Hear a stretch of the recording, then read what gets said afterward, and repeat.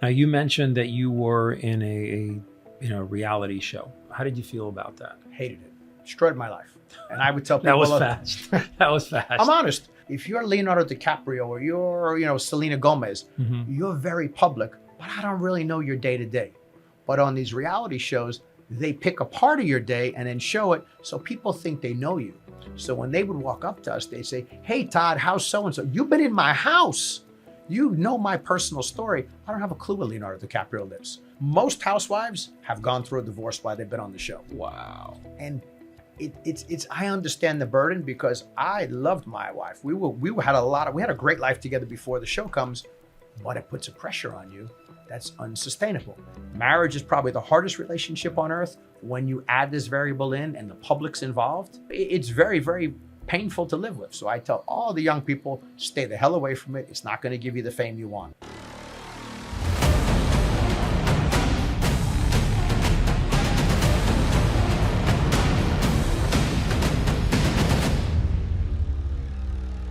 Todd Nepola, welcome to the Man of War podcast. Thank you for having me, Rafa. Appreciate it. Man. Thank you. Good conversation before. So, to start with, you're a big real estate guy. I just want to dive into that. For me personally, I've always been a mergers and acquisitions. I build companies. That's my cup of tea, right? Real estate, I'm into real estate a little bit, but not nearly, I think, where I should be. So with that said, what brought you into real estate? Well, I kind of have a similar background to you from the Wall Street days. So I graduated college in 1994, and everybody wanted to go on Wall Street. Everybody wanted to be Gordon Gekko without the going to jail part. Yeah. And what happened was back then, people forget about this, but there was really no internet. People didn't have access to cell phones. So the only way to make a living was if you were at your computer terminal and you had a phone. Sure. So if you took a week off, you made $0. It was commission based. That's right. So I started looking for investments. I said, how could I take some of this money I'm making and get paid when I'm asleep? Now the trendy word is cash flow, but back then it was money while you sleep or mailbox money. So I looked at a lot of different things. And it's funny because I looked at, franchise opportunities. I looked at stuff they were selling in the middle of the night. I almost actually bought a whole cluster of payphones. Thank God I didn't. But this was 1998 and nobody wanted to buy commercial real estate. I saw a warehouse for sale with the sign out front. And I said, that looks like a good idea. So I bought the property, didn't know the real estate business, didn't have some pro forma Argus portfolio put together. I just said, well, there'll be 7 tenants. If the 7 tenants pay me this amount of money in rent and these would be the bills, I'll make some money. So I bought that property. Everybody told me I was crazy. I should keep my money in stocks. Everybody told me, how could you put everything into a deal? Including the attorney who did the closing told me I was a fool. Yeah. But I bought that property in June of 1998 for $575,000. I re-tenanted it. I fixed it up. And by December, I refinanced it for $600,000, got all my money back out of it, and it was cash flow positive from day one. There you go. And I was off to the races. So for those who say that real estate is illiquid, right? I may be one of those people. Okay. One of the toughest, I'm a Wall Street guy. Yep. So I'm a mover and shaker. I want liquidity. Especially when I need it, right away, waiting for that moment when everything crashes. That I'm the guy that's jumping in, right? What do you say about that as far as the actual, real estate market being illiquid? When you buy a house, when you buy a commercial property, that it's kind of like, dragging your feet. I say you're 100% correct. It's illiquid. It doesn't move. You also don't get the spastic pains in your stomach every day watching the portfolio value because you could go on your computer tonight and see your net worth in that position every single second. I don't really know.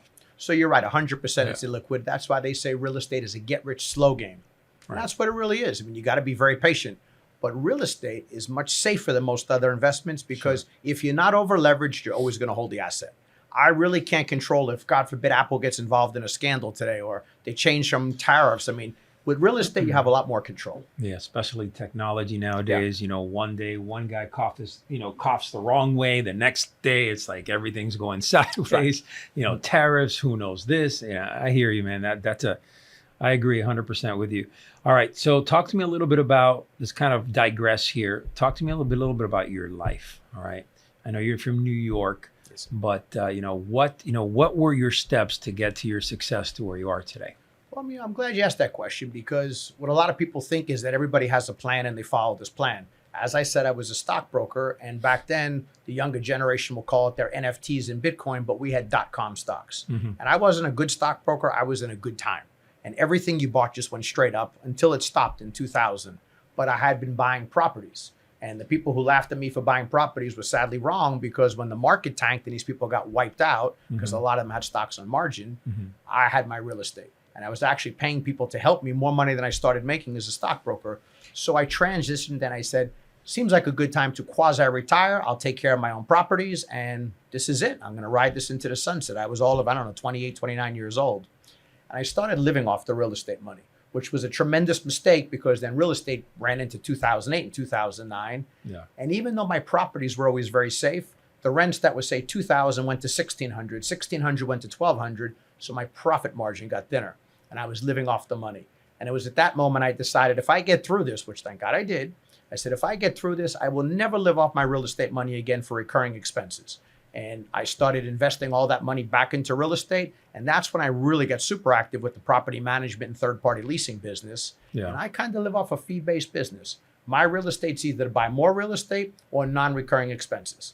And some people say you don't enjoy it. I do. I'll buy a one-off. So if I buy a car, I write a check. If I buy a boat, I write it. I just don't want my real estate to be responsible for monthly bills. Sure. That makes total sense. So coming up, I mean, what kind of, talk to me about your childhood a little bit. I mean, were you a kid that was, go-getter? You were finding ways? Did you go to college? I was all that. When I was a little kid, knee-high to a grasshopper, as they used to say, I was out there raking leaves for my neighbors, shoveling snow. Like I said, I'm from New York. I'd start washing cars. And the greatest thing happened to me, when we were 14 years old, my parents decided it was time to move to Florida. They skipped New Jersey. They kept on going south. And when we moved to an area called North Miami Beach, which is now the city of Aventura. And I got luck. My parents moved to a place called Turnberry Isle. And Turnberry was lifestyle, rich and famous. And we were not rich and famous, but a lot of the people there were. Yeah.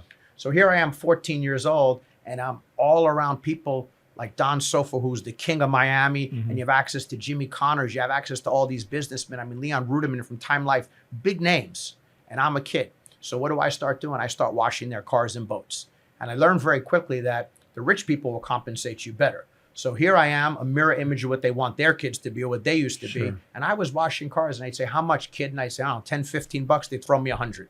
Yeah. And I instill that now. Like now I'm always overcompensating young kids because it sticks with you. Sure. So I figured out if you help rich people, you could make a lot of money. Wow. So I took that, and I never wanted to go to college. So I was not a good student. I just wanted to go to work. I knew I wanted to be a stockbroker even from high school. But my parents wanted me to go to college, but really the deciding factor was all my friends were leaving. So I said, I better go to school. Yeah. I had no SATs that were worthy. So I went to community college for 2 years. And then I finished at University of South Florida. And I was off to the races day one, became a stockbroker. And within 4 or 5 months, got my license and was off to the races. Wow. What years were you a stockbroker? I was a stockbroker from 1994 to probably 2001 is probably when I really tapped out. Yeah, that was I was there right around that time too. So it was a time where you would just throw a dart, hit the Wall Street Journal, wherever it landed, that stock was flying. As long as if it was a tech stock, it was gone. It sure was. And it was a time where I love the way that you said something. You were not a good stockbroker. You were just a stockbroker in good times. That's right. That's powerful. Because I think a lot of, I may even say the same thing for me in certain aspects. I tried hard though. I tried to be the best that I could. I mean, I would soak my soul in Investor's Business Daily. Remember that I sure newspaper? did. And I would follow hard and do everything I could to make my clients money. I was active, very active trader. But I was young, it was one of those times where the market was, I don't know, I think these were the glory days of the market, until 2000, 2001, when everything just kind of started to fade away. That's right. E-Trade came in, and then everybody started to question commissions from brokers. And so an interesting time. So when you stopped being a Wall Street broker, what was the next step in your life there? Well, that's when I transitioned to managing my own properties. Mhm. So I would literally wake up in the morning. I would dress like a golfer because I would play a lot of golf. Mhm. I would go visit some of my properties. I remember I'd walk around with the water bottle and an apple, and within 2 hours, I was at the golf course and life was good. But I hadn't seen a down real estate market yet. And I think a lot of people sub 40 years old haven't seen a bad real estate market. But when you get hit with that, you learn you better get your ass to work because it could happen again, and it will happen again. Really? So that's when I transitioned more into really full-time going back to work, and haven't played golf much since. So 2008, I think it was 2008, 2009 hit when we Mhm. just saw slam. Yeah. Okay. How was your reaction? How were you, reacting to that market just crashing? Because it was ugly. It was really ugly, and it was a panic mode. And I was at that time married. I had two little kids. I mean, a 2 and a 4-year-old Damn. at that time.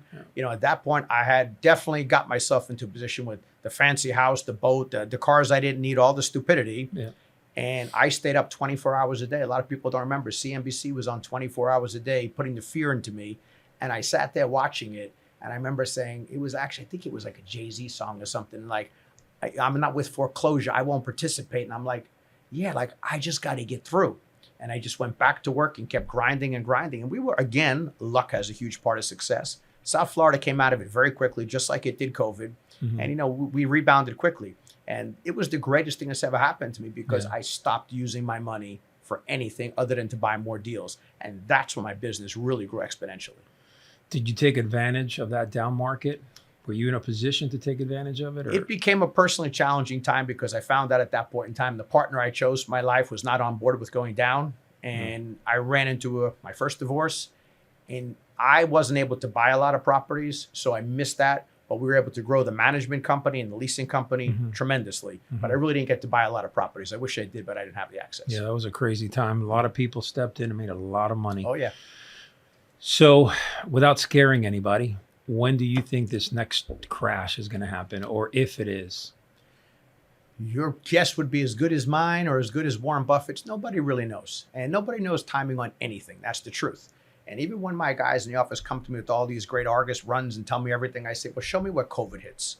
And I don't worry about when the next down cycle is going to come because Yeah. it'll eventually come, but nobody knows when it's going to hit, Yeah. how it's going to hit. So I don't want to create anxiety and worry about it.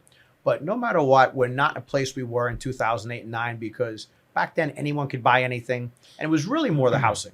You had people buying houses with 110% leverage. They had no skin in the game. Oh man, and I I could remember take that. no lender goes for that. I buy Yeah. properties now, just like I bought my first property, even though it was the 90s and got my money back. Yeah. That's almost impossible to do now in the first 5, Yeah. 6, 7 years of ownership. Yeah. So the banks have gotten smarter, and money has also gotten more fluid. So I feel like, especially the state of Florida, Yeah. if we hit a 10, 15% correction, money's going to come pouring in from Brazil and Canada. It's just going to come in.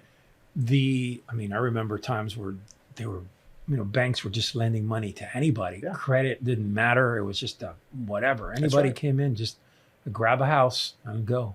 That's how it was. Crazy.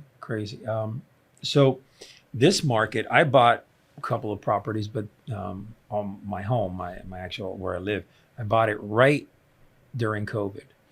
And the spike in my property, it's probably about 300% from where I bought it. I'm like, it's like, I think, should I sell it? Maybe not. Where the hell am I going to go for the same price? So it's one of those things where I'm in the back of my mind, I'm thinking, is it time to sell now, or is this market going to hold, for a while? It's one of those things. What's your take on that? Do you think it'll hold for a while, especially here in Boca, in this area? The answer is yes. It really will. You have tremendous wealth in this world, and you're in a unique market, South Florida, all of South Florida for that matter. And it ran up very quickly. But if you take a long timeline, it didn't run up as huge as people think. There was just that COVID spike. So even if it comes down 10, 15, 20%, Yeah. there's a number where if prices come down, you're going to start buying everything. And so Sure. is everybody else. Sure. People have more cash on the sidelines than ever, and they're all waiting You for that think doomsday. so? People Yeah. have more, really? Investors. Uh-huh. Yeah. I don't think the middle class No, or the no, poor no. people Yeah. have. I think they're Yeah. going to be more in trouble. Yeah. But the That's rich have more interesting. money. Yeah, they really do. And I know a lot of people who investors like me sitting on tons of cash. They can't find deals, but they're waiting for a deal that may never come. They're still pricing 2021, and you're not ever going to see that again. You think so? We're No, I not don't ever think going to so. go to 2021. I don't think so. Yeah. In this area here, what are your preferred markets here in South Florida? I love everything from Broward County north. Now, I think Dade County is fantastic, but everything there is going vertical. Now things are going 100 stories. So unless you're a developer, it doesn't really make a lot of sense to buy most properties. You can still find deals, but it's hard work. I prefer going further north where I could get scale, where I could get 150, 160,000 square foot center on 10, 15, 20 acres of land that I know if I buy this property and I just land bank it and cash flow it for 15, 20 years, the land is worth much more than the property.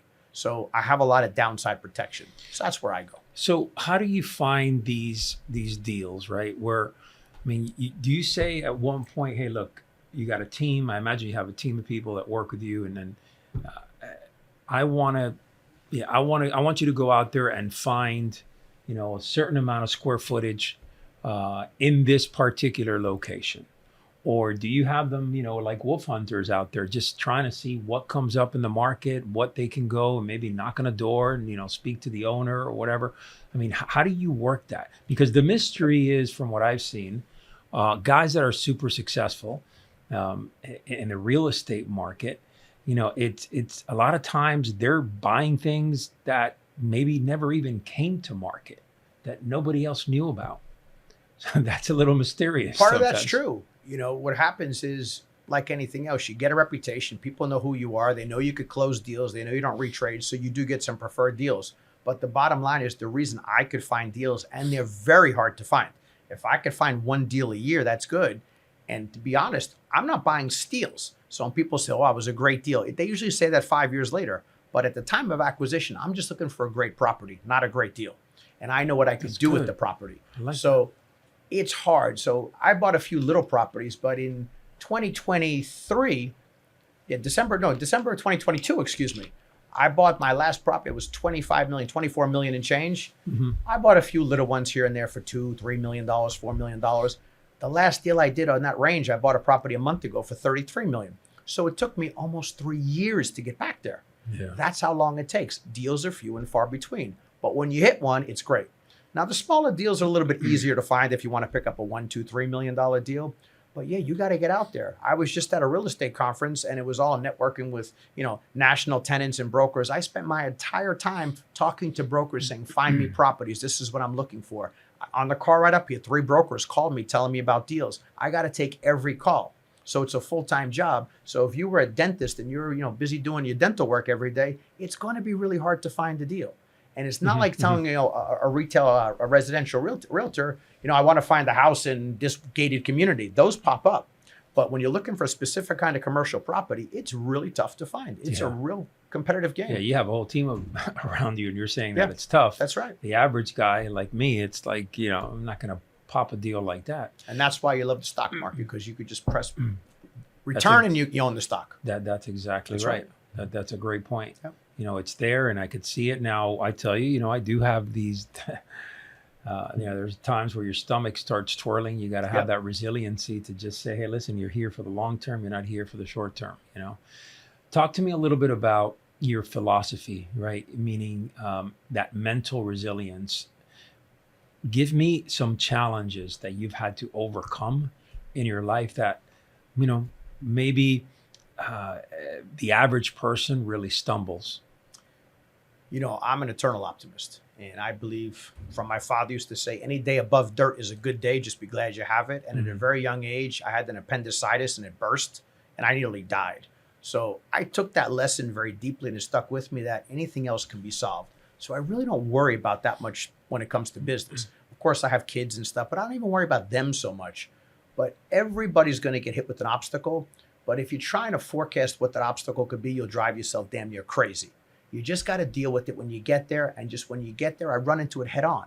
And we've had every property, from properties with contaminations. We've had murders on properties. I mean, you name it, we've had it. Mm-hmm. But when you get there and you deal with it, it solves itself. People want to help you solve it. You'll get through it. You'll make it to the other side. Yeah. And we will hit another economic uncertainty. We'll hit great times again. It's a cycle. It goes up and down. And you got to ride the wave. And that's really all you got to do, is find a way to survive. So you just focus forward. You're very optimistic. You just keep on going no matter what. Yep. And I'm lucky because I love what I do and I enjoy it. And I love teaching real estate now. And I don't have any programs or courses, but I teach and I love it to death. And I'm so charged up by the young generation. Like tomorrow, I'm going to speak to a couple hundred kids at FIU. These are kids 18, 19, 20 years old that know they want a career in real estate. And it's a gift to talk to them because I didn't even know what real estate was at 21. I mean, I knew, but I didn't know about a business. So it's so exciting to see all these people want to do what you do. That's great. That's great. So what gets you out of bed, man? Like what gets you, what's that purpose, that drive inside of you every day? Well, if you would ask the 21-year-old Todd, he would have told you money, because money rules everything. Money's financial freedom. It wasn't for a Lamborghini. It was so you never have to work again.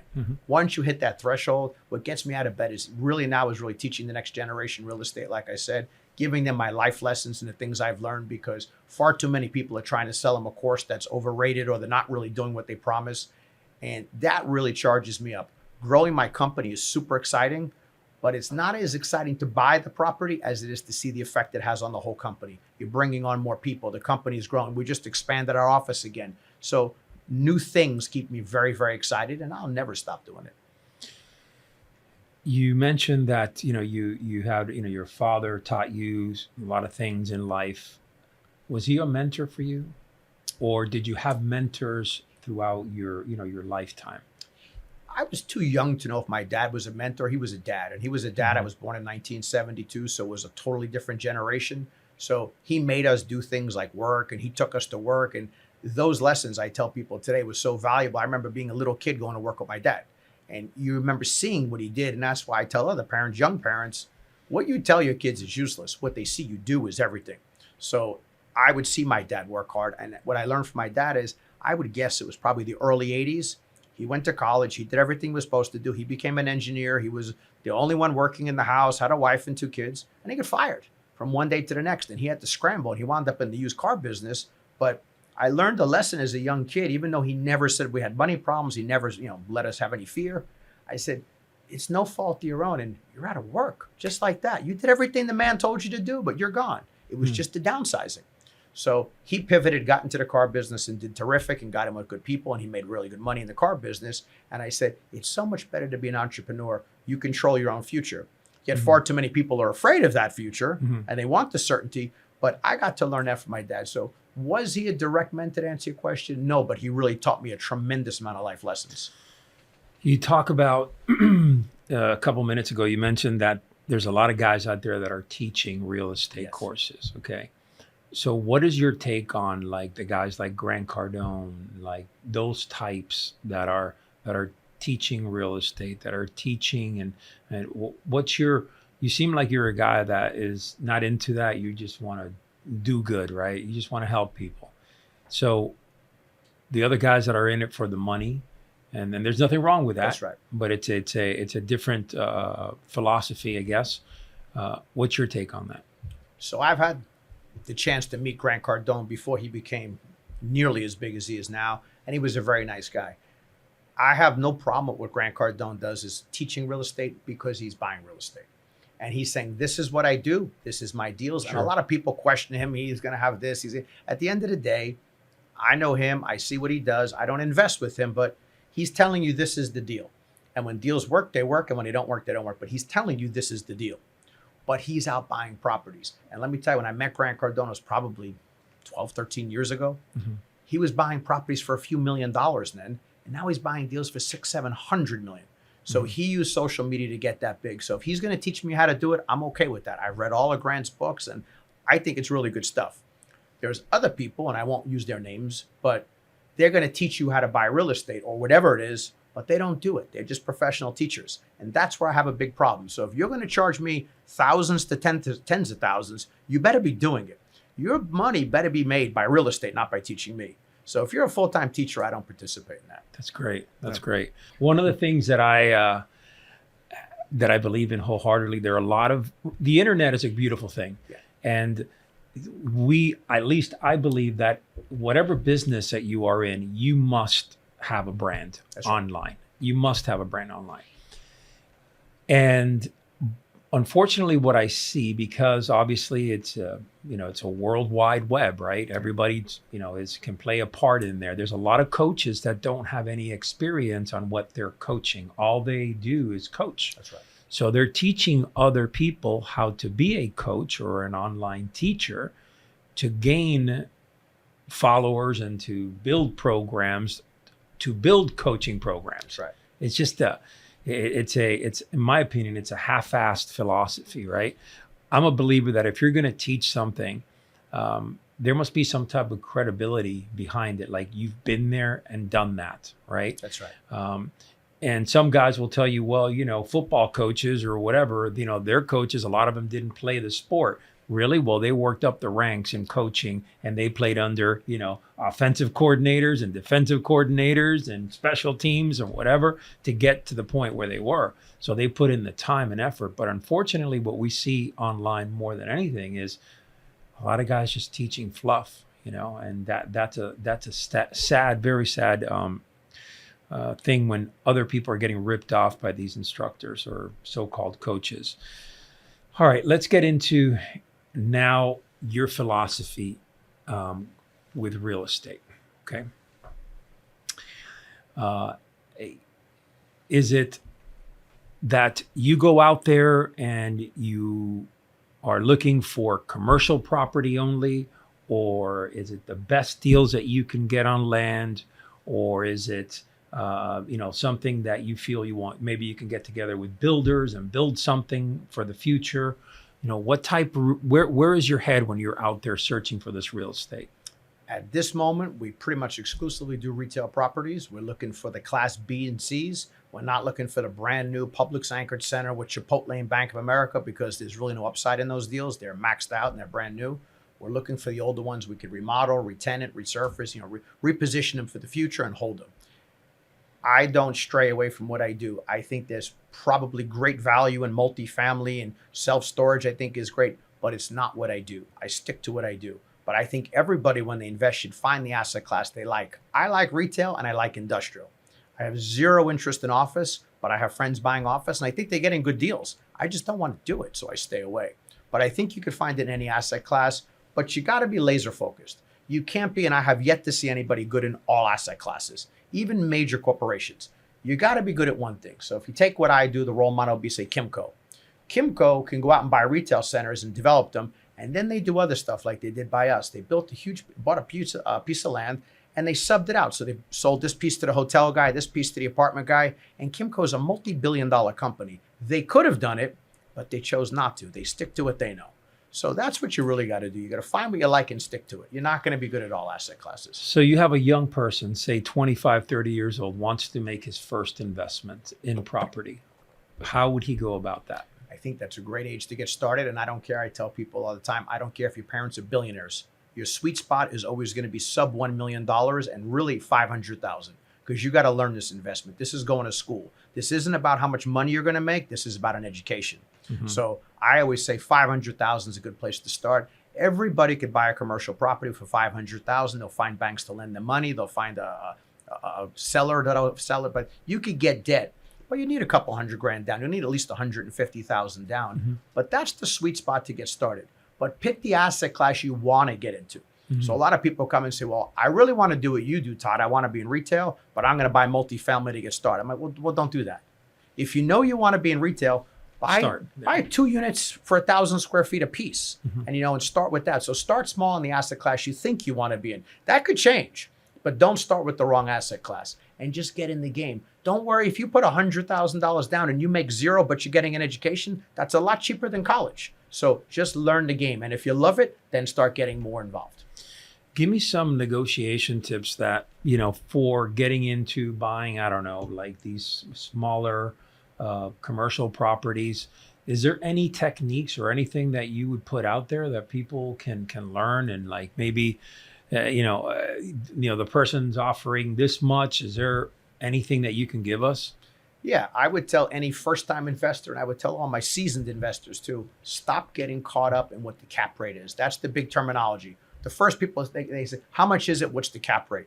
That's mm-hmm. irrelevant what the return is, because that's looking in the back. So that's like when you want to buy Oracle today, the earnings went up, but that doesn't mean tomorrow they're going up. So I'm not as interested in what it's performing at today. I want to know what it's going to perform at the future. Yeah. So maybe they're building a big hospital and you are into multifamily. You got to know when this hospital's done, you're going to have a couple of hundred employees who need this house and your rents will go up. Or I look in areas where they're bulldozing a lot of retail and building going vertical. I know there'll be more residents, less retail. My rents will go up. So the biggest hack I tell everybody is stop worrying about what it's done to date. Worry about the future. And don't worry about how much money you make in day one, because I've never been a genius on day one, but people seem to think I'm very smart 10 years down the road. Very good. I was having a conversation with you a little bit ago before we started the podcast, and I said, I have a philosophy in my mind, like it's we should always own a house with a backyard and a pool, right? That's my philosophy since I've been very, very young, right? But then I had this barrier that it's like, if I move to somewhere else, I don't know. I can't bring myself to go into an apartment building. And you mentioned to me, and you said, once you go in there, you probably, you don't want to go back into a house because you have it all, restaurants and everything. So, I'm thinking, I looked at the Porsche Tower. I looked at, I've been looking at the Bentley Tower. They have another tower in Sunny Isles. There's another one in Miami. And, I'm saying, well, if I'm going to spend $7-8 million, $10 million on an apartment, I don't know, like maybe I could buy a house. I'm scared that the apartment won't go up in value like the house. Help me out here mentally to kind of break this gap here where it's, do apartments still hold the same way that say houses do? And do they go up in value? I mean, that's my breaking point there, because, a house, you feel like you have land, right? Yeah. With a building, it's like you're in the building and you're part of the building. So help me out there. You got a lot of questions all wrapped up in one. Dude. My brain is like spinning. I get so many people coming at me because I'm the guy who preaches a home is not an investment. Right. It's just not. Right. I will agree if you said to me, Todd, I'm giving you X amount of dollars. You got to buy one and it's got to go up in price. I would only buy a freestanding house. And I probably wouldn't want to buy it in a gated community unless it was like a very famous one. Right. But I'd want to have a freestanding house. It's certainly going to appreciate better. Yeah. You could get lucky. There's been some condos that have gone up, but the condo market is horrible. Generally speaking, you're going to get hit with higher and higher maintenance as the building ages, just like a house technically. But with an apartment, I'm paying for a lot of things that I don't even want to use. That's right. So they have a little party for the kids. That's coming out of my money too. With your house, you determine what you want to do. Apartments, my building is 60 stories. We have a car elevator in there. These things cost millions of dollars a year to operate. So I have a lot of cost to be there. So to me, there's nothing wrong with owning a house. I own a condo, but I think it's the worst investment you could ever make. I did not buy it thinking I'm going to get a return on investment. The guy I actually bought it from lost 7 figures in the deal, and he just moved. He actually bought a house. But you buy it because you want to live there. But when you go to the variable, you said earlier, like, I don't know that I could go from a house to an apartment. It's to each his own. I mean, you got to know what you like. A house to me is a tremendous thing when you have little kids and bicycles and you want to be in and out. Sure. But when you get to my stage in life, I'm 52 years old. Both of my daughters are in college. If I don't go home to my condo now for 6 months, it's fine. Yeah. I don't have to worry about a broken pipe or a water leak. I don't have to worry about anything. It's all taken care of for me. So you do get that peace of mind. Yeah. But you give up privacy. So I was married for a while, and it's funny because one of the big fights we'd always have is she hated that part that everybody knows when you're coming in and out. And I would argue, well, I've got news for you. Neighbors know it too. That's what the nosy neighbors do. Sure. But you walk into a condo, everyone says, hello, good morning. You got to get used to that.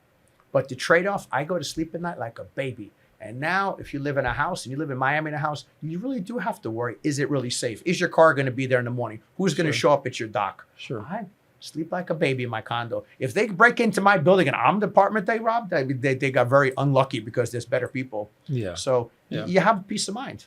And also there's a sense, I imagine, in an apartment building like that where, especially, those types where you get the elevator and they go, I mean, there's a certain sense of luxury and a certain sense of, kind of feel good. There has to be a feel good sense to that. And of course, you have the beautiful ocean behind you. That's right. And, people that are in those buildings typically are you don't get much trash in those buildings. People are a little bit more refined, more sophisticated for the most part. Yep. And I'm sure you could make some good friendships, people that are within that. So you meet wonderful people. That's the truth. Yeah, it's amazing. So how important is the circle of people that you have around you? Oh, it's everything. It's everything. They could take you straight up or take you to hell.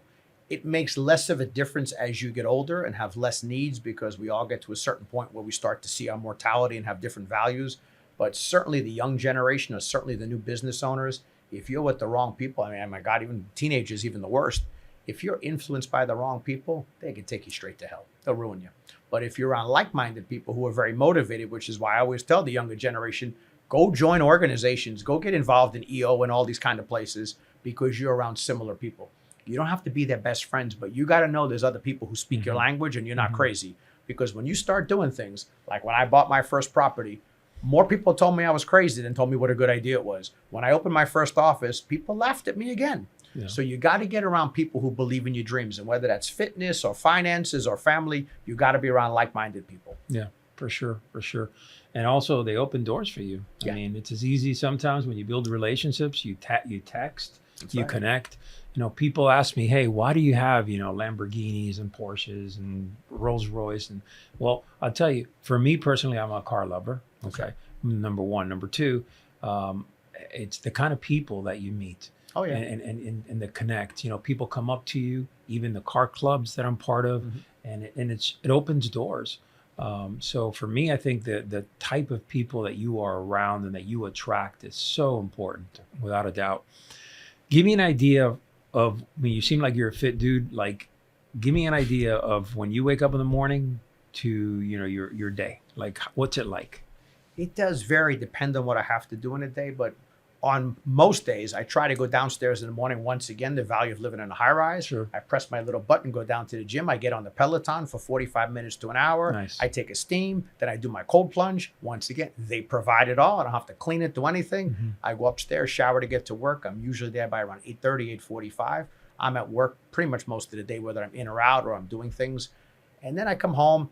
I like to go home now. I like to be home by 6 o'clock the latest. Nice, yeah. And I'm out for dinner pretty much every single night of the week. I've never cooked. My building, again, has room service. So I'll order that or Uber Eats. But I try to get back to the gym lifting weights in the afternoon.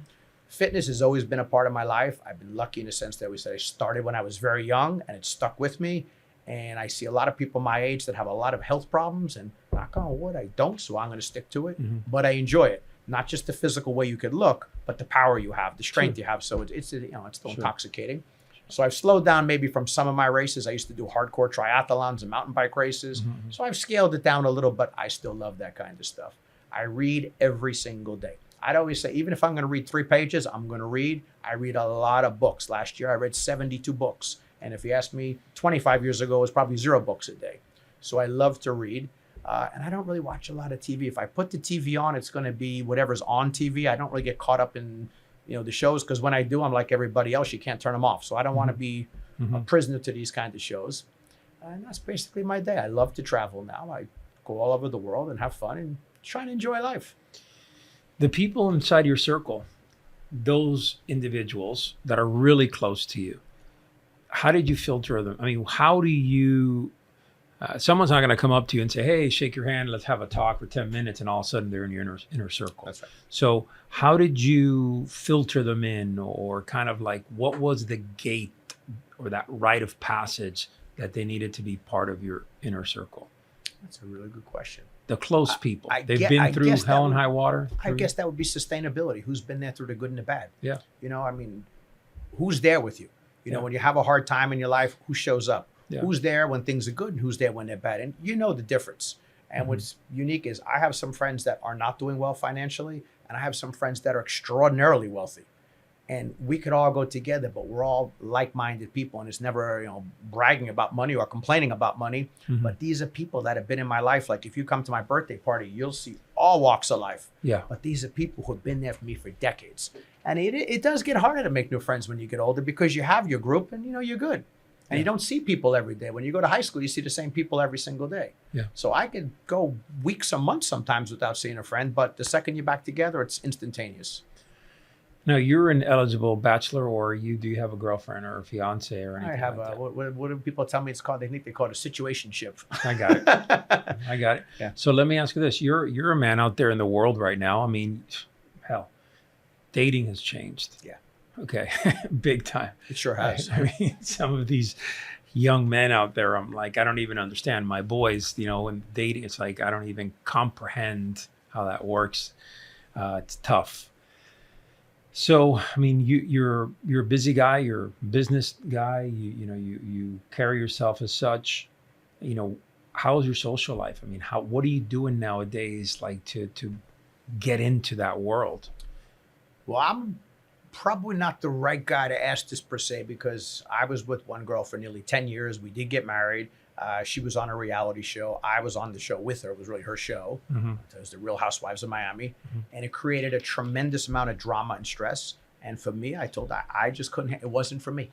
It wasn't a life I wanted, and something had to give. And unfortunately, our relationship gave. We never gave up on each other. We got back together, didn't. And even that, the public has a lot of opinions, which she's much stronger than me, I'll be honest. She could care less. I don't like all that. I'm like, I don't understand why the public even gets a say in my relationship, because I don't know anyone such a great one for starters, but it takes a toll on you. But when you start to go out there again as a single person, you realize how much the world has changed in 10 years. And the way people are, I'm only going to speak in Miami where I live. I don't know the whole world, obviously, but in Miami, it's become so transactional that people just have a target of what they want. And I mean, not that I would ever date a young girl, I'm not interested in that, but like when I see like a guy 60 with a 25-year-old, maybe because I have daughters too, I don't understand it. I don't understand how these values work anymore. And even though it existed many, many years ago, it's not the same. And I think the day of the girl who was maybe the gold digger per se, who just wanted a guy and they said, oh, well, he's ambitious, he makes money. And I don't think there's anything wrong with wanting that. It's gotten even more transactional. And Miami's becoming a rough city. And I have 2 daughters, and if neither one of them come back to Miami, I'm totally fine with that. Yeah, that's a great point. Yeah. It has really become very transactional. Yeah. And you're seeing a lot of different, I mean, especially in like downtown Miami and Brickell and in those areas. It's just, I have friends that live there and they find it very, very difficult. It is a very transactional area. It's a little bit better north. It's a little bit better. But I wish people actually paid attention to, because like, you're a real guy, you have real stuff. Most of the things these people are saying, they're seeing the guy pull up with the Lamborghini. Well, it's not really his, or he's overextended. He's got an apartment. Oh no, that's what it is. And they think they've struck gold. Yes. But you walked into a landmine. Yes. You didn't find the real guy. You want the real guy. Maybe you better go further north, like you said. But I'm always a believer, find people you actually like with potential. You're going to have enough problems that money's not going to solve, but it's just gotten bizarre down there. And I can tell you, I know it because I sit there, and like I said, I'm 52 years old, and I just sit there and they come up to me. Not that I'm so wonderful, but they are coming for a target. They have no interest in me. They want to know what I could do for them. Yeah. And because I was on that show, they know the things I did for my ex, and they come in. And it's like, it's almost comical. No doubt. You'll get a kick out of this. I have a good relationship with Lamborghini Miami. Mm-hmm. Shout out to them. They're the best. And, I love Brett. Yeah, Brett is. I've never met him. Give a shout out to Brett. Never. I wanted to. I've been trying to. My media person has been trying to get him here. I'm going to get you, Brett. I'm going to get you, Brett. But I think you should do it. Brett is one. I know this is off topic. Yeah. I love that kid. He's remarkable. I used to wash his dad's boat many years ago. Yes. His dad unfortunately died suddenly of a heart attack. I know the story. That's why I want him here. Brett was a kid. I don't think he was 22 years old when it happened. And everybody wanted him to sell the dealerships and sell it. And he said, no, this kid is a living legend. Yeah. All he does is give back. He never gets in trouble. He's into fitness and health. And he's just the greatest guy. And I talk to him all the time on social media. And I love the kid. And you should definitely get him on. Yeah, and I keep telling him, he's got to start teaching the younger generation. But we forget, he's not even 40 years old. He's a kid too. Yeah, he's a kid. Yeah. But he's amazing. Yeah, that's great. I would love to have him on. All right, Brett, I get a 10% discount on a car. So the deal here is one of the salesmen there, and I was there for the unveiling of the Temerario, and he tells me, listen, a lot of the people that come here and buy, and especially the younger generation, they have someone that will front the money for them, and then what they do is they kind of they buy the car for them, and then that young man like leases or rents the car from the investor. Right. And the idea is that he's going to make money online by using this vehicle, and then they split profits. I mean, the whole, and he says that so many are like that, and I'm like blown away by it. I'm thinking, I think of brands, like Lamborghini and Ferrari and Rolls, and I'm thinking usually the people that are there, that they're buying these cars is because they have reached a level of success where they want to treat themselves and they want to enjoy the finer things in life, and they've worked hard for it, right? Because I can say, I've worked my ass off, okay, but to have these younger kids with these $300,000, $400,000, $500,000 cars, and it's like they don't own them, they act like they own them, and they pull up all over Miami. Everybody has a Huracan, everybody has this in Miami, has that.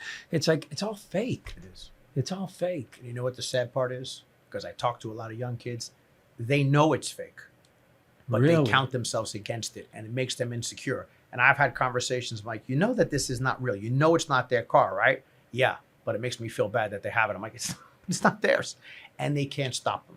And I do love social media. I think there's a lot of good from it. Yeah. But the truth is, if I go home and have a fight with my wife, I'm not going to post that. I post when I don't post real estate, but we post, I'm at Sexy Fish, I'm at Carbone, I bought a new car. So everything on it is all the good news. Yeah. And anybody having a bad day sees that and go, well, look at this person's life. It's always perfect. And then you see the girls, and we don't know what they're guilty of, these massive filters. And that's not what they look like. But then you have young girls saying, I need to look like this. I know people who are unrecognizable in real life based on what they post. But then you take a young 15, 16, 17-year-old goes, how do I ever look like that? Well, they don't look like that either. Yeah. And that becomes a big problem. It's crazy you say that. I didn't know that filters really existed in TikTok or whatever. Not only till a few years ago. And they had been using them for years. Yeah. And I was like, what do you mean? What does catfish mean? Yeah. Like, what is it? I didn't get it. I didn't compute. And then I started realizing, my wife sat next to me. She goes, let me explain. Look at me here and look at me there. I'm like, what? You're like, who's that? Is that your sister? Like, what? I'm like thinking about it. These people get tricked. They get played all the time. So but they we're know in this it's world. fake, but they still compare themselves to it. Yeah. And that's the problem. Like, very well, these women don't look like this. These girls don't look like this. Not everybody's so perfect. Yeah. But you compare yourself, and that's the problem. It's sad. I do love social media. I think it's a great vehicle, but of course it can be taken advantage of in those ways that's pretty sad. I want to stay in this topic for a little bit though, because I focus here on building stronger men, purpose-driven men. Okay, that is my goal, and we are very highly focused on not only just building men physically and mentally, but also from the wealth side, spiritually, and having almost like a purpose, right? Feeling like they're living truly with integrity, with honor. That's a big deal for me. When I shake a man's hand, you can count 100% that whatever I said, no matter what I have to do, no matter if it's 3 years from now, that I am going to stick with that. That's just the type of man that I am. Always been like that. That's what my father taught me. That's what I believe in. What is your philosophy now on handshakes, right? Do they mean the same thing they did 20, 25 years ago? To me, they do. I get you have to have contracts in writing with certain things, but if you say you're going to do it, you better do it. And your reputation is everything. And especially whether you are a young man, you could do everything right and then do one thing wrong at 50 and you're done. Mm-hmm. So your reputation is everything. And as I said like earlier about parents, it's not what you preach to everybody, it's what you're actually doing. So if you say you're going to do something, I admire guys that just do it and they back it up. And luckily, there's a lot of people, there's probably more people out there in the world like that. We just talk about the bad ones more, but more people out there are very honorable and they're good people. But you got to stand by your word for sure. Yeah, I just don't, I feel like some of the, that connection between, man to man, like we're shaking hands. This is a real deal. It's happening, like it's an agreement. I see too many men just say, yeah, I shook his hand, but I didn't sign anything, so whatever, and I teach and I reverse that. I'm like, no, your handshake, your word should mean everything. That's right. And in this world of social media, it is so easy to taint someone's background and can you imagine just people start talking about you, start trying to bring you down, start the next thing you know, you're like, oh, this guy did this guy did that. You don't want to get wrapped up in that world. Your image and your word is so powerful and so important. From a philosophy standpoint, or maybe even from a religious standpoint, are you a religious man? No.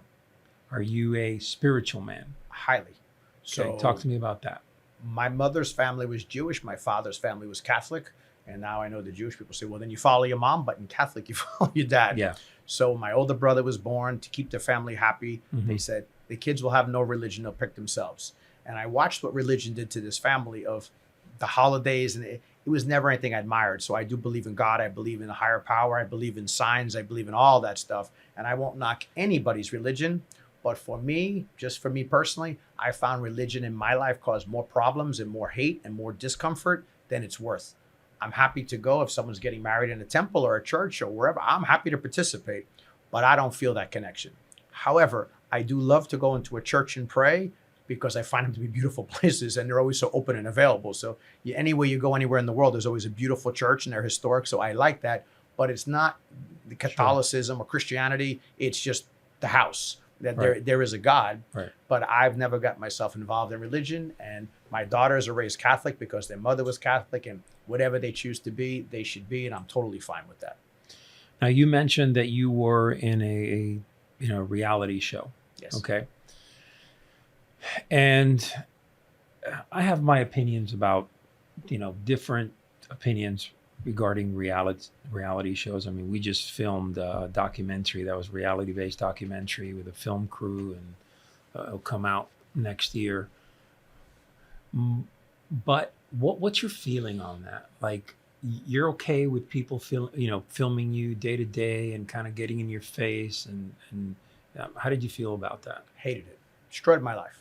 And I would tell people that was fast. That was fast. I'm honest. I tell people, I said, thank God I was where I was in life, that I had these successes, I had these accomplishments. I had enough behind me that you were never going to knock me down. But the hate and the narrative that they put out there. So this was the Housewives of Miami. And every single person affiliated with this entire franchise is miserable. The people, the women who do it, and this is not just an opinion, this is really, we all kind of know it, they are the storyline. So even though they have a lot of haters and online, they should never read it because it's going to be bad, but everyone does. They have enough fans. So they get a lot of attention. And no one's ever going to walk up to one of them. And I've been with a lot of them, some of the most famous ones, and they're very nice people. But no one ever walks up and says, God, do I hate you? You're a son of a bitch. No. They walk up and say, I love you. Can I have a picture? So their star keeps rising. But to, what do you want to call us? The people on the side, the husbands or the wives of these things, you're not that person. So you never get the good, you just get the bad. And then for me, I'm watching people say bad things about my wife and she's got thick skin and she's like, who cares? I'm like, I care because you're my wife. And it takes a mental toll on you. And I've watched these young people get started, and not that I've been participating, but I've watched young people do reality shows. I watch old people do them. And I've yet to find a person it worked for. And I know everybody says, oh, it worked for Bethany Frankel. Bethany Frankel made a lot of money. She was going to make it anywhere. I mean, she's not a reality star anymore, but she's still famous. And I don't know that it worked for her. I don't know her personally. But what I do know is you'd be hard-pressed to find me one person who's had a successful career in life post-reality shows. They've wound up in jail, divorced. I mean, all the housewives are broke. Excuse me, well, a lot of them are broke. A lot of them are broke without the show, but they're all divorced. Yeah. So the housewife franchise is all single women, and that's where it goes today. And if you find these other shows like that are on Bravo, they've had very bad outcomes for the stars because you get typecast. And you're not typecast, like I would say, if you're Leonardo DiCaprio or you're, Selena Gomez, you're very public, but I don't really know your day to day. But on these reality shows, they pick a part of your day and then show it so people think they know you. So when they would walk up to us, they'd say, "Hey, Todd, how's so-and-so? You've been in my house. You know my personal story." I don't have a clue where Leonardo DiCaprio lives. So he's substantially one of the most famous people on earth. Well, you know nothing about him other than he might be dating a girl right now. With reality shows, they create a narrative. So I tell all the young people, stay the hell away from it. It's not going to give you the fame you want.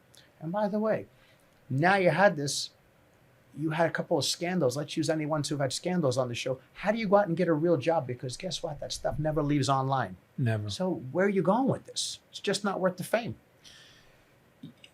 You mentioned that a lot of them are divorced from these.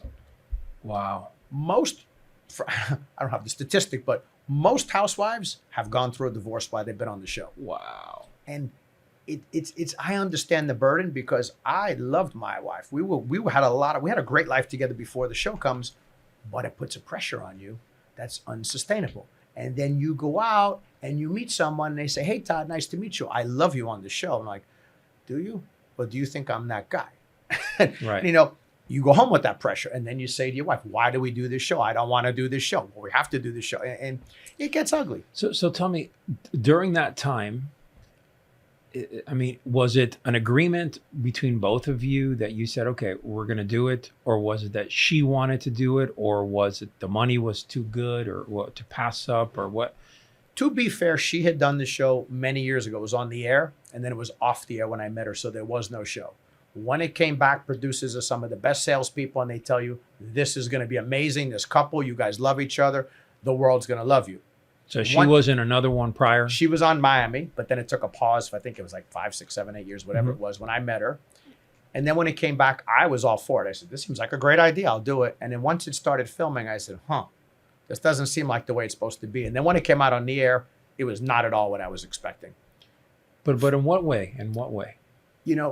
If I went out with her and we had a great dinner together, they said, "There's nothing there." They're looking for the fight. They're looking for you to say something. So if you ever watch the show, nobody has anything good. It's all hate and fighting. And I know a lot of these girls from a lot of the franchises, and some of them really get along. Some of them are very nice people, and they get like these terrible reputations, but they're not bad. But they're always looking for the scandal, which is why when you look at these marriages that have been, 5, 10, 15, 20, 30-year marriages, they collapse under this pressure. Marriage is probably the hardest relationship on earth when you add this variable in and the public's involved. And I know they say, don't read the comments, but man, if someone's writing a story about you, you're going to read a little bit. It's your name. So it's very, very painful to live with. So for me, I had to leave. So basically, just to get an idea, did they have a camera on you often, or do they call you and say, "Hey, we're going to be filming you at this location," or do they tell you? So like wherever the scene is, you're going to go to the scene. Oh, so they have a scene for you to go to. Yeah. So if they were going to film this, they'd be with the camera crew, you'd be talking. And if we talk about great stuff, but the line where I said the housewives are broke, which was a Freudian slip, that's the scene that's going to make it. Not when I said I meant when they were, no, you said it, it's coming out. Right. And there's nothing you could do about it because you said it. I didn't mean that they're broke. I meant that they're all divorced. Right. But they use that because that's what gets the rating. And these shows have become very mean-spirited and they pick on bad things and they don't show anybody in a good light. Anybody. So you don't have to feel guilty about it because that's what the show's premise is. But you do have a decision whether you want to participate. Wow. Crazy. Let's shift a little bit to the younger generation as far as having an entrepreneur mindset and fear. Okay. We understand that fear can be really a life destroyer for a lot of young men. Yeah. For even a grown man, but usually young men that are not willing to take the risks, that are not willing to push themselves a little bit, right? Tell me, what's been one of those fear factors in your life? We all have fear. And we all know the expressions that, greatness lives on the other side of the fear. But what people don't actually account to is that if you think there's something that's going to keep you so safe and so secure, that doesn't exist either. You get into a relationship with the great person, shit happens. And you can't forecast that coming. You start a business you don't know, but that's no different than the person who went and got a job working for IBM and said, I'm going to be a lifer here and retire. It went wrong too for a lot of people. So people have to learn to get over that fear because there is no certainty. There's just none in anything in life. So once you realize that, you got to take risks. And if you're not willing to take small risks, you're never going to take a big one, but you got to take baby steps. You got to give it a shot. And like I said, I teach real estate and I tell people, if you bought a piece of property and it was the worst investment you ever made and it was horrible, your life's not really going to change, but at least you know. But what if it works? What if I'm right? And what if everybody else that buys real estate is right? Right. So you really have to get over these fears, but there's really no certainty of anything right now. I mean, you're going to drive home today and you're going to go 40 miles an hour on the road and a car is going to be coming at you 40 miles an hour. And the only thing separating you is a piece of paint on the floor. That's true. You better have some faith. That's true. That's true. During the difficult times in your life, is it your thought process or your faith that has really pushed you forward? It's probably more my thought process because I think through things and I realize what is really the worst that could happen with this outcome. So even when we said like in 08 and 09 when the market was so bad, I said, well, if I go broke, everybody's going broke because I don't have a lot of debt. Right. So you really think through things rationally. It doesn't mean you're not scared. It just means you realize you're in a big pool here. Like you're not the only one going down. So you have to think through things and work through it. And you got to know there's a way out of everything. And for the most part, every problem that I've had, someone else already had. So there's a guideline how to get through it. Yeah. Yeah. Leadership. Let's talk a little bit about that. You run a team. How do you keep your head square on your shoulders when you're trying to lead and guide people? I mean, what's your philosophy on leadership? I think I got the greatest team. I'm sure a lot of leaders think that, but I got a great team in my office. I got a great team in my whole life for that matter. But when it comes to work specific, the number one job I have is to help them do their job. And I can't be their friend all the time and give them good critique because sometimes they need a little kick in the ass, so to speak. Sure. But it's only coming from a place of I've been there, I've done that, and I see it. So I have to give you this bad news, but all I want you to do is digest it. And most times people realize when we're doing something wrong. I went the other day and ate a pizza and pasta and chicken wings, and I knew that wasn't a healthy meal, but I could correct. So sometimes you have to hear it. But my only job every day is to make sure everybody has the tools they need to do better at work, and they have motivation, and they know that it's going to grow. So they know if I do this hard work and I perform well, there's more in it for me. Not just financially, but there's more in it for me. And that's all I do every day. How do you seek, or what do you seek inspiration from?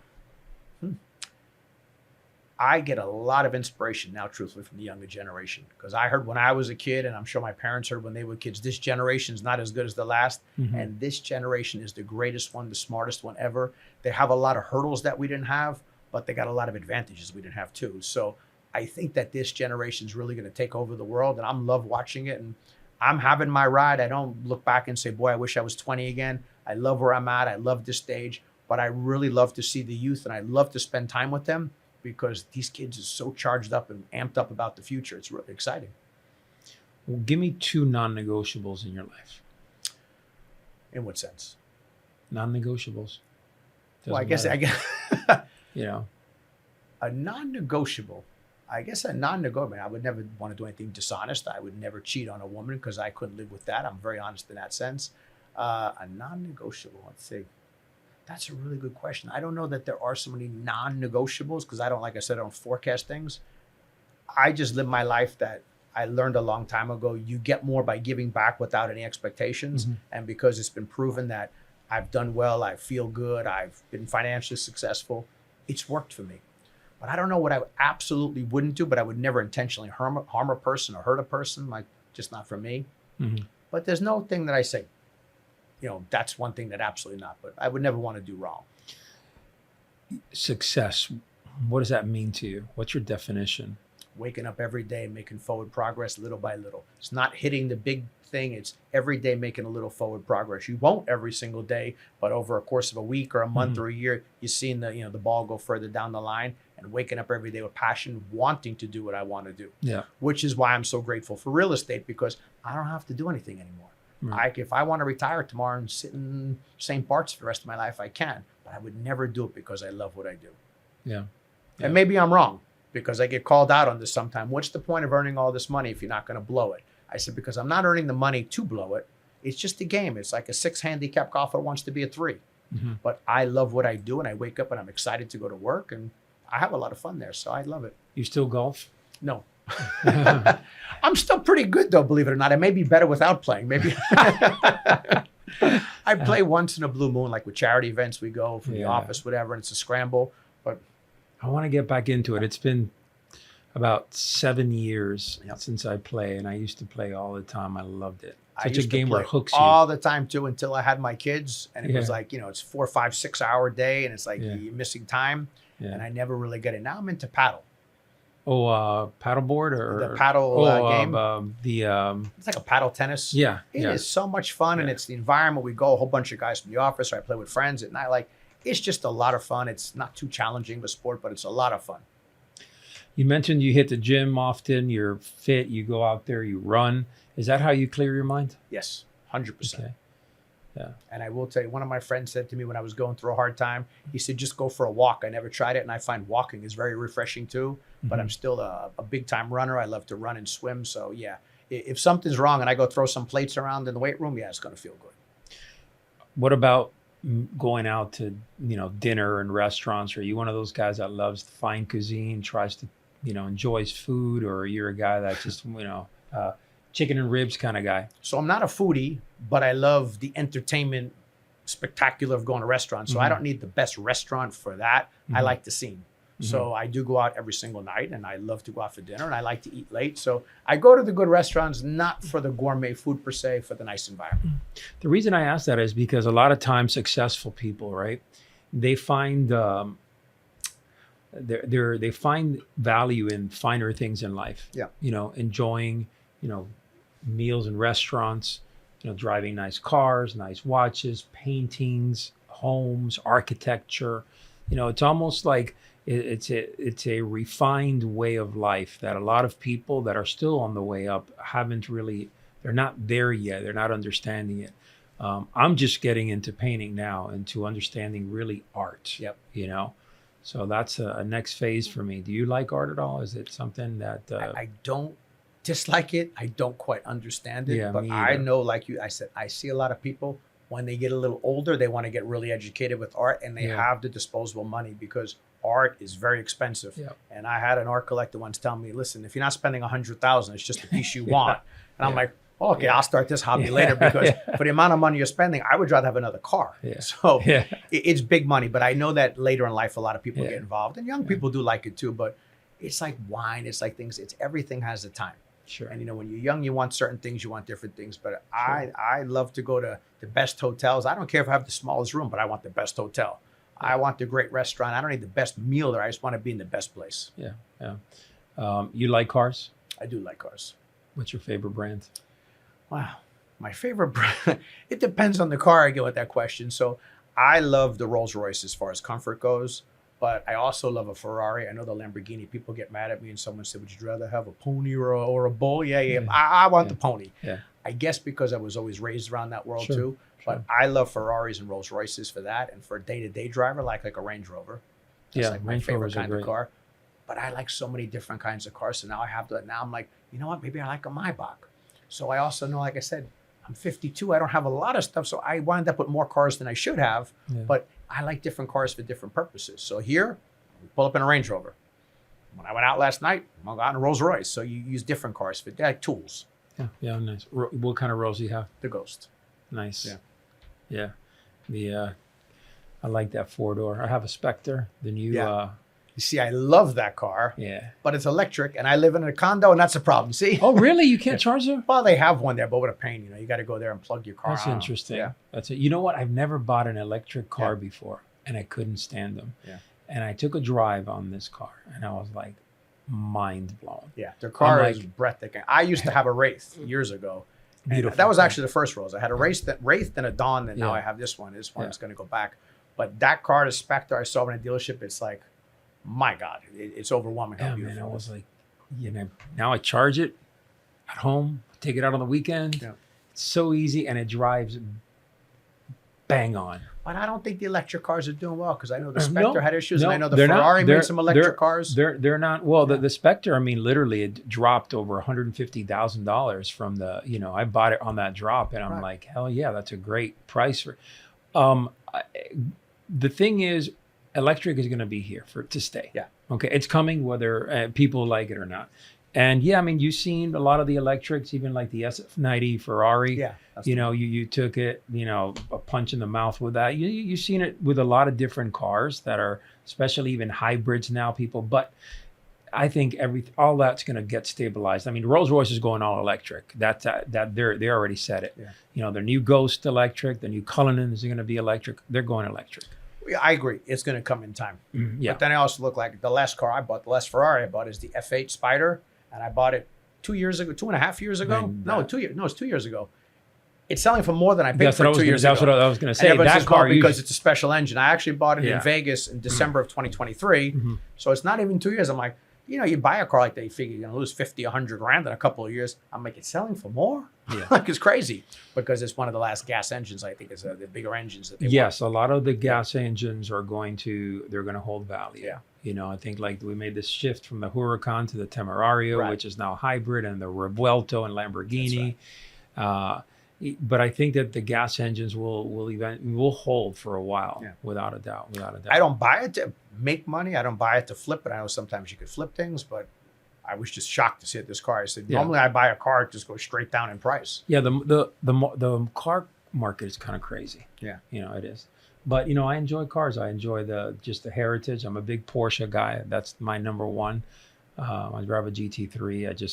I think that it's they're, as far as built cars, they're the best. Yeah. They're incredible. But you know, I enjoy the finer things in life. So before we finish this podcast up, for the younger generation that wants to get to a level of success, that wants to put in the time and effort and is willing to learn from you and give you, take your advice and your mentorship, okay, to be able to live a fruitful life and travel like you and have nice cars and go out to eat and live in beautiful places, give back to charity, give back to time, their time to help people. Where do they start? First, they got to start with patience. And they're all looking online, seeing every 21-year-old in Mykonos staying in Cabo Tagu, and that's not what reality is. So what I could do now, I never could have done even 10 years ago, certainly not 20, 30 years ago. So you got to be patient. Every successful person, other than a lottery winner, which I don't know if that's necessarily success, every successful person will tell you it takes a long time, but it gets momentum. You have got to delay the gratification. So you're at a stage in life, like you said, you have the cars, you have the toys, you have this. But if you started there, you were never going to move forward. Right. You got to be willing to reinvest. And that doesn't just mean reinvest in investments. That means reinvest in yourself. People say, well, what if I only had $5,000 or $10,000? Right. And go out and get every course you can, get to networking events, use that to grow you, and keep going from there. So you got to be willing to delay these gratifications. It's really crazy when you see young kids with fancier watches than me and fancier cars than me. Yeah. And I'm like, well, I could do it because I did this. I don't care if you could afford it. I could afford to do a lot of things I still don't do.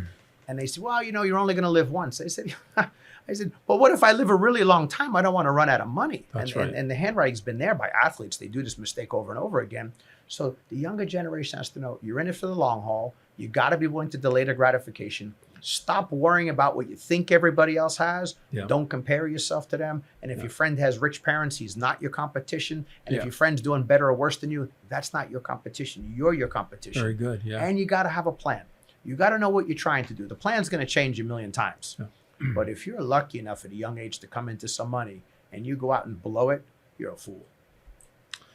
But that's great. Powerful words right there. Do you believe that going to seminars and events and just getting around people like that every young man should do that and just get around that crowd? Every young man and every woman. I did it all the time. Yeah. I still do it. I love to do it. I used to go to the Tony Robbins things and walk on the calls. I love all that stuff because you're getting around exactly what we said about an hour ago, like-minded people. Yeah. So when I tell someone I went to Tony Robbins, some people are like, well, why would you go to him? But you know what? The 20,000 people there think that this is the greatest thing ever. Yeah. So you're around similar people who have those values. And I think if you could get to seminar where you could talk to people or listen to people even that have been doing things for 20 and 30 years, if you pick up one thing, it's worth it. Yeah. Because once you meet a person, say, that guy did it. They're no different than me, but he said it's going to take me 20 years. Okay, I'm on the right path. Yeah. So I'm a big supporter of all those kinds of things. Beautiful. I love that. All right. Where can people find you online? Well, I do keep a social media presence where I teach real estate and business. I'm on obviously TikTok of Todd Nepola. I'm on Instagram at Life According to Todd. That's really where I'm at, pretty much only. I did write this book, Keeping It Real on Commercial Real Estate, where I give all proceeds to charity, which is written, as I said, like to an intern. And that basically tells people all different ways they can invest in real estate. And the reason I chose to give the money away is because I didn't want people to think I was trying to write a book. You don't make money from writing books anyway. But I wrote the book to tell you my side of what I think people should invest in. So I like to give the book away a lot of times too. And there's so many sources out there. So I'm the real estate guy because I love real estate, but I see so many people out there offering advice to young people for free. I still watch Ray Dalio. I still watch Damon John, and it's for free. So what I tell these people is there's plenty of people out there giving this stuff away. You can model them. Maybe you got to buy their book, but you can model them and they could be your mentor without ever meeting them. Wow, that's great. Great advice, man.